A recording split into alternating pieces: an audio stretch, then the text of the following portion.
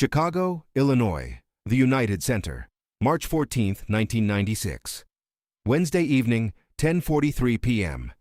The game ended 40 minutes ago. The Bulls won by 19 points. The crowd has mostly cleared out, but the building still hums with the residual electricity of a dominant performance, the kind of night where Michael Jordan reminded the world, as if it had somehow forgotten, exactly why he is different from every other basketball player who has ever lived.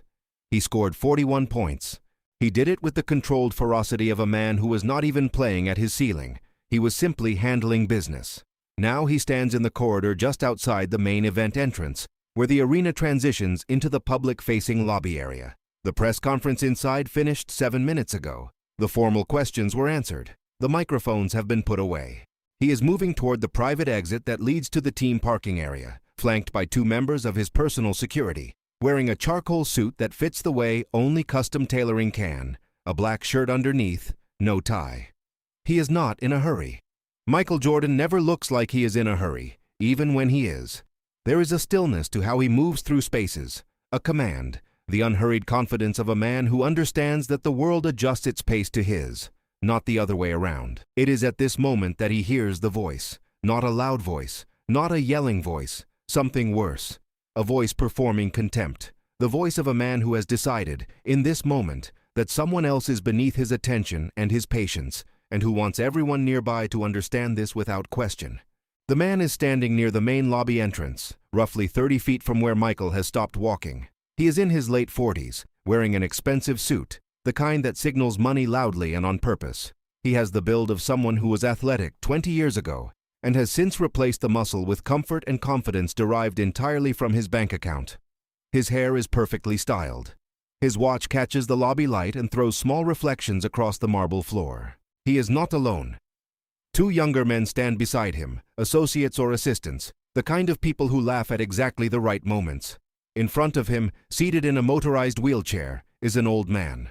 The man in the wheelchair is perhaps 80 years old, small and frail in the way that age compresses people, as though decades slowly press down on the body until it becomes more concentrated than it ever was before. He is wearing a veteran's cap, the kind sold at gas stations and drugstores. The kind worn by people for whom the military service it represents is not a fashion statement, but the defining experience of their lives. His hands rest in his lap. He is not crying. He is not shouting. He is simply sitting there, absorbing what is being said to him, with the quiet resignation of someone who has learned, in his 80 years on this earth, that certain people in certain moments are simply not worth the energy required to fight them. What he did to provoke this moment is unclear. Perhaps his wheelchair was in the wrong place. Perhaps he moved too slowly through a door.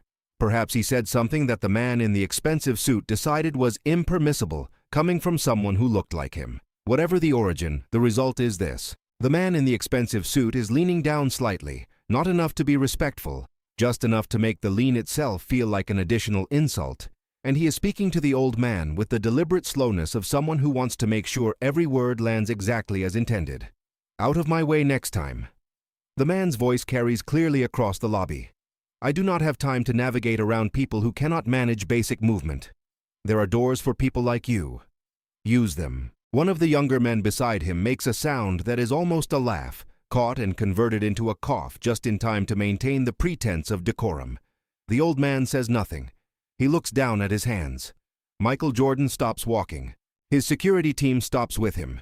One of them, a large man named Marcus, who has worked with Michael for 3 years, begins to turn in the other direction, the professional instinct of someone whose job is to prevent situations from developing.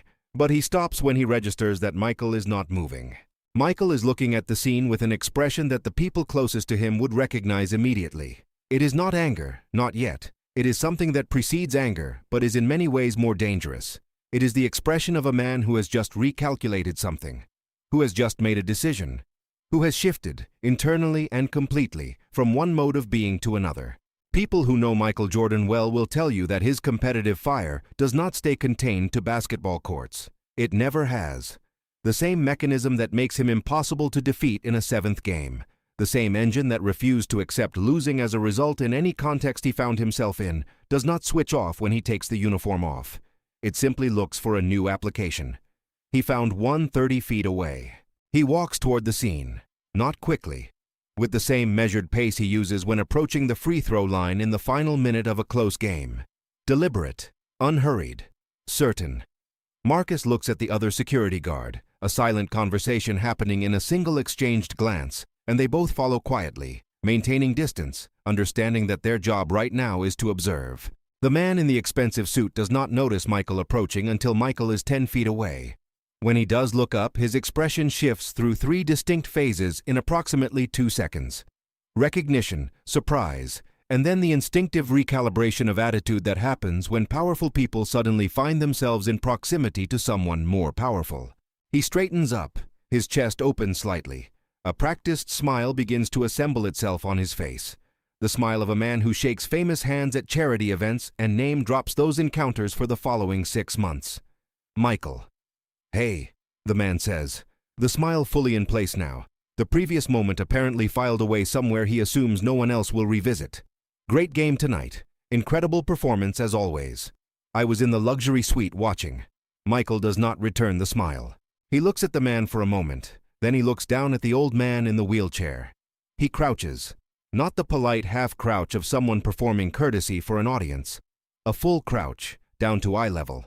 The same posture he uses when talking to kids who come to visit practice sessions, because he decided long ago that making someone look up at you during a personal conversation is a choice, and it is rarely a kind one. He looks at the old man directly. "Are you all right, sir?" The old man looks up, and for a moment he does not process what he is seeing. Then he does.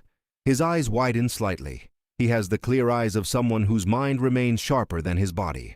Someone who has spent decades in rooms where he was underestimated and has learned to absorb information quickly and carefully. "Yes," the old man says. His voice is steady, steadier than most people half his age would manage in this moment. "Yes, son, I am fine. Thank you for asking." Michael nods.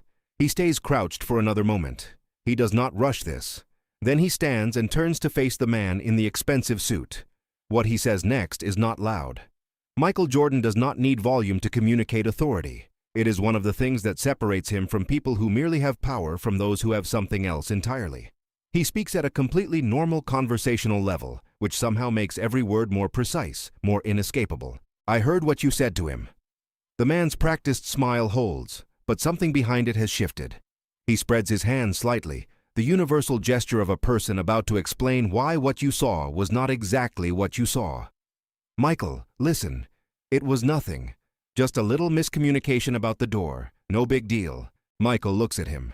Just looks. No expression that can be easily categorized. No performed outrage, no theatrical fury, nothing that gives the other man anything to respond to or redirect. "He is a veteran," Michael says, nodding toward the old man's cap. The man in the suit looks at the cap as though noticing it for the first time. "Sure, of course," he says. "Thank you for your service," he adds, turning slightly toward the old man, the words arriving with the hollow efficiency of a phrase retrieved from a storage cabinet and deployed because the situation seemed to require it. The old man does not respond to this. Michael speaks again. "I've been playing basketball in this city for 11 years. I've met a lot of people in this building, fans, donors, sponsors, owners, politicians. And I can tell you from 11 years of observation that the way a man treats someone who cannot do anything for him is the most accurate information you will ever receive about who that man actually is." The lobby has gone quiet. A group of arena staff who were crossing toward the back exit have slowed without fully stopping. 2 women near the merchandise stand have stopped pretending not to watch. The young men who were standing beside the expensive suit have positioned themselves near a pillar. The instinctive distancing of people who understand that proximity to a situation can be a form of endorsement. The man in the expensive suit has lost the smile now. His jaw is set. He is not accustomed to this. He is accustomed to a world where his particular kind of currency exempts him from this kind of accountability. He is recalibrating, searching for an angle, a response, a way to reframe what is happening. "You do not know what happened," the man says. His voice is controlled but compressed, the voice of someone managing anger because the situation has not permitted them to release it. "You walked in at the end of a private conversation. You do not have the full context." Michael nods slowly. "You are right," he says. "I do not have the full context. I only heard the words coming out of your mouth and watched how they landed on that man. Maybe that was just a small part of a much larger and more reasonable conversation." He pauses, but those words alone were enough. He turns back to the old man in the wheelchair. He reaches into the inside pocket of his jacket and removes a card. He holds it out. The old man takes it with fingers that tremble slightly but grip firmly. "That is my direct contact," Michael says. "I am told there is a private event next week in this building for Chicago veterans. I want you there, as my personal guest. My team will handle everything. Transportation, access, everything. Will you come?" The old man looks at the card for a long moment. Then he looks up at Michael. His eyes are clear and composed, but there is something in them that has shifted. The particular look of someone who has been reminded, after perhaps a long stretch of forgetting, that dignity is not something that other people have the authority to revoke. "I would be honored," the old man says. His voice does not crack. It does not waver.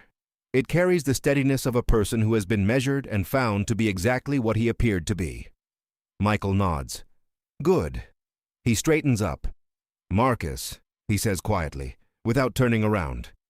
The security guard steps forward immediately. "Please make sure this gentleman has a comfortable way out tonight. Get his information. Take care of everything." Marcus nods and moves to the old man's side, speaking to him quietly, professionally. Michael turns back to the man in the expensive suit one final time, not with hostility, without hostility, which is, in its own way, the most complete form of dismissal available. "Enjoy the rest of your evening," Michael says simply. Then he walks toward the exit. The lobby remains quiet for a moment after he passes through the doors. Then the small sounds of normal movement and conversation begin to reassemble themselves, cautiously at first, then with increasing normalcy, the way nature refills a space after something large has moved through it. The man in the expensive suit stands near the door for a moment longer. His two associates have returned to his side, but none of them speak. There is nothing useful to say. The algebra of the moment has been completed, the calculation has been run, and the result does not favor them. He straightens his jacket. He moves toward the exit without looking back. The story does not make the newspapers the next morning. There were no reporters present in that part of the lobby. No cameras captured the exchange. It spreads instead the way real stories spread, through the people who were there, the arena staff who slowed their walk, the two women near the merchandise stand, Marcus and his colleague, members of the building team who heard it secondhand from those who saw it firsthand. It moves through conversations in break rooms and phone calls on commutes home. The old man, whose name is Walter Simmons, a Korean War veteran who has lived on Chicago's South Side for 53 years, attends the veterans event the following week. He arrives in a car arranged by Michael's team. He is greeted at the entrance by name. He is seated at a table with other veterans, men and women who shaped the same world he came from. He stays for 4 hours. At the end of the evening, Michael sits with him for 20 minutes, asking questions and listening to the answers with the attention of someone genuinely interested, not someone performing interest. Walter tells the story of that night in the lobby to his daughter, who tells it to her colleagues, who tell it to their families.